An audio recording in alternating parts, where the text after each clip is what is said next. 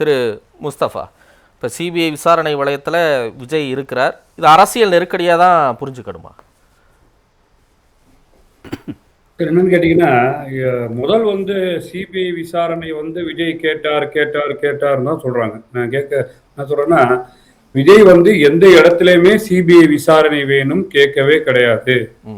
SID வேணும் தான் கேட்டாரு. இங்க பாத்தீங்கன்னா தமிழக அரசாங்கம் விசாரணை போடும்போது அவங்க ஒரு நபர் கமிட்டியை போட்டாங்க. அவங்க தொடர்ச்சியாக தமிழக காவல்துறையில இருக்கக்கூடிய அதிகாரிகளை வைத்து எஸ்ஐடி போட்டாங்க. அந்த இதுல எங்களுக்கு திருப்தி இல்ல. இவங்களே பாத்தீங்கன்னா இங்க தமிழ்நாட்டுல நடந்த அசம்பாவிதத்துக்கு பாத்தீங்கன்னா இவங்க ஒரு எஸ்ஐடியை போட்டு இவங்களே ஒரு நபர் கமிஷன் போறாங்க. டெல்லிக்கு போய் எஸ்ஐடி வரும்னு கேட்கும் போது நீதியரசர் அவர்கள் சிபிஐ விசாரணை கொடுத்து அந்த சிபிஐ விசாரணையை அப்சர்வேஷன் அதெல்லாம் அப்படிதான் நடந்தது. ஆனா அந்த விசாரணையை தானே நீதி வெல்லும்னு விஜயோ ஆதவ் அர்ஜுனாவோ நல்லா வரவேற்றாங்க. இப்ப அந்த நிலைக்கு போயிட்டீங்கல்ல, இப்ப அதுக்குள்ள நீங்க அரசியல் நெருக்கடியில மாட்டிருக்கீங்களான்னு கேக்குறேன். எஸ்ஐடி கேட்டிருக்கோம்ல, எஸ்ஐடி கிடைச்சிருச்சுல. அப்ப எஸ்ஐடி கேட்டு விசாரணை நடத்த நீதி வெல்ல தானே செய்யும். விசாரணை நடக்குது, சிபிஐ விசாரிக்கிறாங்க. சிபிஐ எஸ்ஐடிக்கு பாத்தீங்கன்னா இவங்க விசாரிச்சதை கொடுக்க போறாங்க. அவங்க எடுத்துட்டு போய் சுப்ரீம் கோர்ட்ல கொடுக்க போறாங்க. அப்போ இதுல விசாரித்து உண்மை தன்மை வெளியில வந்தா நீதி வெண்டுதானே ஆகணும். அதை வச்சு நீதி வெல்லுன்னு சொல்ல முடியும். அதுக்குள்ள போல முஸ்தபா, இப்ப சிபிஐ வச்சு கூட்டணிக்கான நெருக்கடியை உங்களுக்கு கொடுக்கறாங்களா, ஜனநாயகன் மூலமாவா அதை கொடுக்கறாங்களா அப்படிங்கிற விஷயங்கள் அதிகமா விவாதிக்கப்படுது. சிபிஐ மூலமா அந்த நெருக்கடி இருக்கா இல்லையா, அந்த பார்வையை எப்படி பாக்குறீங்க? நீங்க ஜனநாயக விவகாரத்தை நான் வரேன். சிபிஐ விசாரணை வச்சு என்ன நெருக்கடி கொடுக்குறாங்கன்னு சொல்றீங்கன்னு கேட்டீங்கன்னா, ஏற்கனவே சிபிஐ மரியாதைக்குரிய ஆதவ அர்ஜுனா, ஆனந்த் அவர்கள், நிர்மல் குமார் அவர்களை எடுத்து விசாரிச்சிருக்காங்க.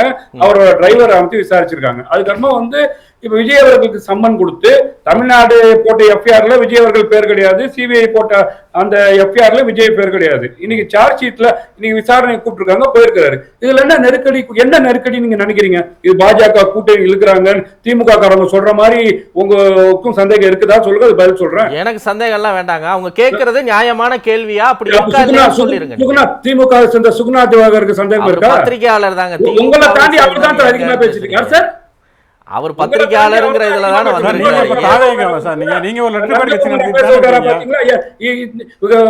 விஜய் அவர்கள் போனா சிபிஐ என்ன கூட்டணி வைக்கக்கூடிய அச்சுறுத்தல் இருக்கு. காங்கிரஸ் மேல ரைடு நடந்து கீழே கூட்டணியை பண்ணாங்க. சிபிஐக்கு விசாரணை காலையில் எத்தனை மணிக்கு சார் போனார் விஜய்? அங்க யாரு கூட்டணியை பேசுறதுக்கு அமித்ஷா வந்திருக்காரா? நிர்மலா சீதாராமன் வந்திருக்காங்களா? சிபிஐ அலுவலகத்துக்கு யாரும் வந்திருக்கா? கூட்டணி பேசுவாங்களா? என்ன அப்படிதான் கூட்டணி பேசுவாங்களா? சொல்லுங்க. நீங்க சுகுணா திவாகர் சொன்னாரா இல்லையா? கூட்டணிக்கு பேசினாங்க. நாங்க கூட்டணி பேச்சுவார்த்தை சிபிஐ அதிகாரிகள் விஜய் அவர்களை விசாரித்தார்களா? நான் கேட்க என்ன விசாரித்தாங்கன்னு தெரியாது, எத்தனை அதிகாரிகள் விசாரிச்சுன்னு தெரியாது. நீங்க என்ன சப்ப கட்டிட்டு உட்கார்ந்துருக்கீங்க? அங்க நிர்மலா நீங்க பைனான்ஸ் மினிஸ்டரும் ஹோம் மினிஸ்டரும் போய் ஒரு கூட்டணி குழுவை அமித்ஷா நேரடியெல்லாம் பேசுற சார். அப்படிதான் கடந்த காலத்துல நடந்திருக்கு. இன்னொன்னு நீங்க சொன்னது மாதிரி உண்மைதான் சார். சிபிஐ விசாரணைக்கு நேரமா போனாரு. கரூர் மாதிரி 7 மணி நேரம் தாமதமான போனா, கரெக்டான நேரத்துக்கு போனாரு, தனி விமானத்துல போனாரு. அது உண்மைதான். ரிட்டையர்டு சிபிஐ ஆபீசர் மாதிரி பேசுறாரு அவரு.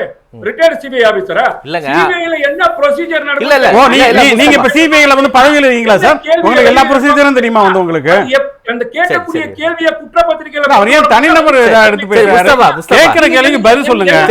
நீங்க தனிநபர் இதா எடுத்து பேசுறீங்க.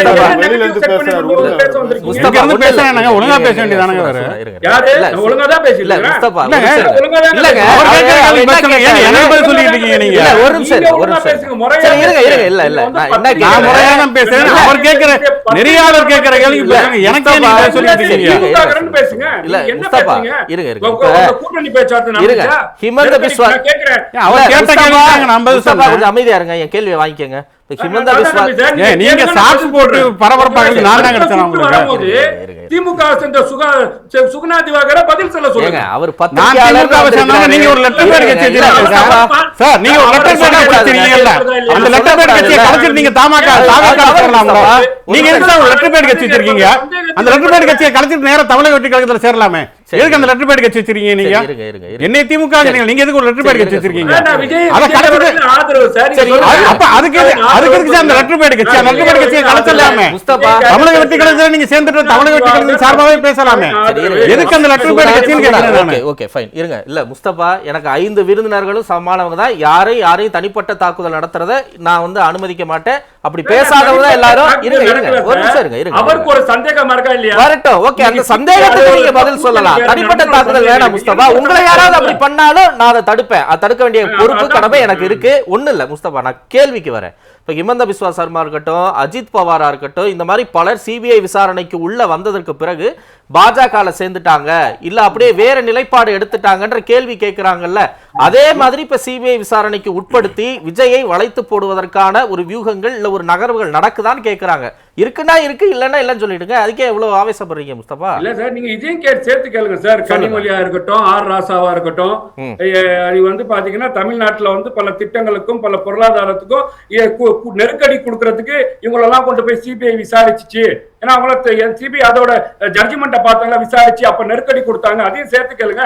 நீங்க அஜித் பவார் சரத் பவார் கேக்குறீங்களா? தமிழ்நாட்டு அரசியல் சார், தமிழ்நாட்டை சார்ந்தவர்களை மத்திய அமைச்சர் ஆர் ராசாவை சிபிஐ 1 மாசம் கஸ்டடி எடுத்து விசாரிச்சது. நாட்டோட முதலமைச்சரோட சகோதரி பாராளுமன்ற உறுப்பினர் கனிமொழி அவர்களை சிபிஐ கஸ்டடி எடுத்து விசாரிச்சது. இதெல்லாம் நெருக்கடிக்கு விசாரிச்சதா? எங்களுக்கு அப்ப சந்தேகம் இருக்குமா இல்லையா? Right, okay.